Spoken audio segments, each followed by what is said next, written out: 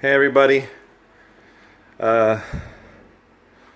couple weeks into it and trying to take everything apart. I thought this was pretty cool to show. Somebody built a custom box here for the car, just to have a better speaker. It's a JL Audio. I guess I just used some wood and tried to paint it red, put some soft cushioning on it so that it doesn't rattle. However, I am going to be, the seats come out with 15mm bolts and 15mm washers. Here's a disconnect. I think this cable has to recognize whether or not someone's sitting in the car. I'm not sure. Definitely it's not for heating. But here's pretty cool if you guys want to look at this. Screw here, screw there. On the inside, before you take this out, you have to pop open this panel, and there's little clips on each side. So you just take it out. You like to use a little plastic tool. That way you don't break the plastic. These are the speakers. It's 2.5 inches, factory speakers. But and then once you take this little plastic part out, there's a bolt here and a bolt here for the sport hoop. I don't know if I mentioned it before, but I'm going to take that Dynamat or Noico and line this entire frame with Noico to give me a more quieter ride. I don't have the screw for, so we can get this light here. Don't have the screw for this one. Is bigger than 40 T40. I don't have that, so I need to get that. Take the seatbelt out so I can run out of this. So I can take the whole panel out. And then over here, I gotta figure out how to get this out. You know, this just came up. This panel just came up. 3 prongs. 1, 2, and 3. Coming over here. This thing right here, there's a screw here. I don't know what these are. Some type of fastener. I don't know, these are just the caps and there's screws on there. Probably just gonna have to pry off these little black caps, and there's probably like a bolt there. Yeah. So I thought this was pretty cool. Inspections. So nonetheless, work in progress. Definitely want the car to be quieter. I want to try and make this an everyday car, my everyday fun car, at least during the springtime, summer. So if I ever do any highway driving, like I said, I'm going to be lacing the seats in, replacing this suede with leather, and it's cracked here. Or there's not ripping, but it's worn. It looks worn. So I'm gonna have that replaced too. I think it's like the local shop says they can do it for about $300 each side, or $300 each seat. These are the sport hoops. People say that they're non-functional, but they do go into the frame of the car. So if you have a 2003 Dodge Viper and you're concerned on whether or not you're trying to convince the people who host the Laguna Secas and all those raceway things, this goes into the frame. It is functional. This is part of the frame. Okay. As a matter of fact, there's a company, I forgot the name right now, but they sell a kit that lets you extend a bar across to its own thing, and then has a third arm coming down here somewhere. I don't know where they're gonna have you screw it in, but yeah, I'm lining this whole thing out with Noico, make it quieter, and it's a little dirty in here, so I'm gonna vacuum here eventually. So, trying to show you what the car looks like when it's torn apart. This little thing, I think it's in red because it leads you to the passenger side airbag.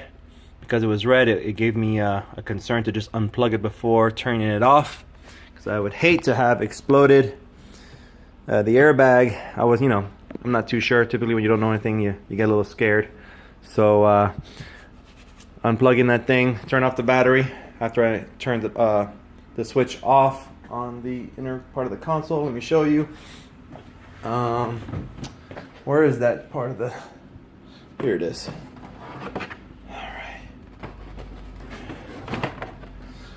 Alright.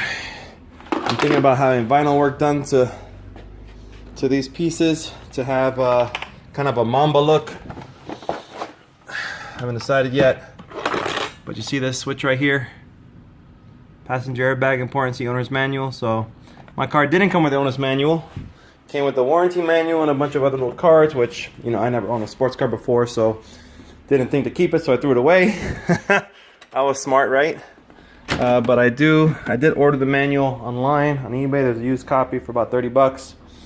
I'm definitely going to go ahead and take these bulbs out and put LED.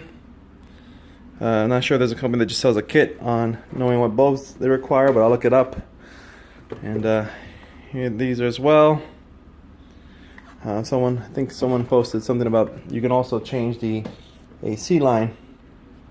The biggest concern I have right now, if you Viper owners, you see this, I'm going to be trying to find where the wiring diagram for this, because I want to get this amplifier to turn back on from the aftermarket stereo that I bought.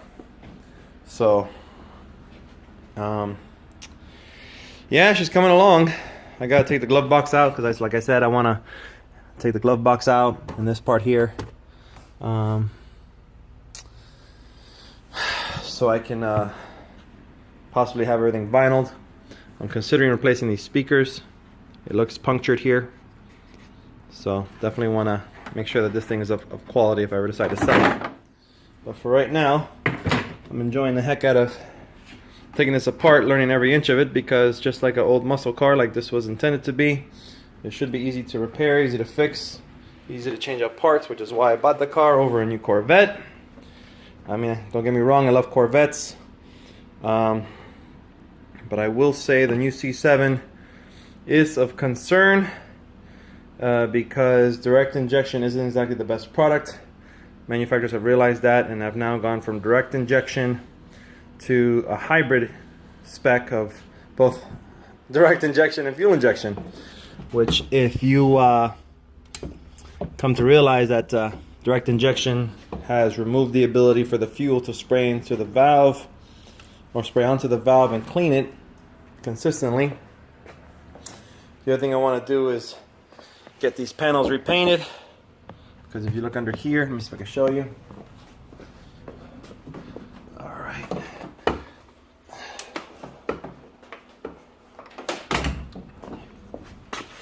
Show you right here. It's a little dirty. It's like a permanent dirt here. I'm gonna try and scrub some of it off, but I think I might have to get it done in like Rhino black. That way it's a little bit more rugged under here for when I do it. So yeah, the only thing I'm trying to do now in the front concerns to mechanical repair. Let me get this out. Put this down here for a second. All right. I really got to get one of those video editing programs. But like I said, so these oil cooler lines are kind of sweating a little bit. All the way to, let me get a light. So I get this light coming over here. Come around.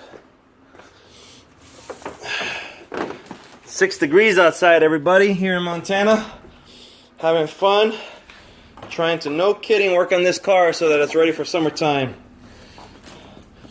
Later on, I'll be taking off the suspension, taking the coil off, and testing the shocks to make sure I do or do not need to buy BC Racing or KWs. If you guys have a recommendation as to one or the other, please let me know. Oops. But if I can get this camera in there, let me see. Yeah. There's some swaying down there as well. So there was some buildup, but I used some brake cleaner to clean it off, but that's just a temporary fix, right? We want it to be permanently fixed. Get some brake cleaner to that area right there. Alright. Get some brake cleaner over here. Take this dirt out. I don't like that. Not for a car like this. This pulley on the 03 seems to be metal. I understood from other people it was plastic. But the tensioner is plastic, so I'll definitely change that out to a metal one. There's the alternator. Alright.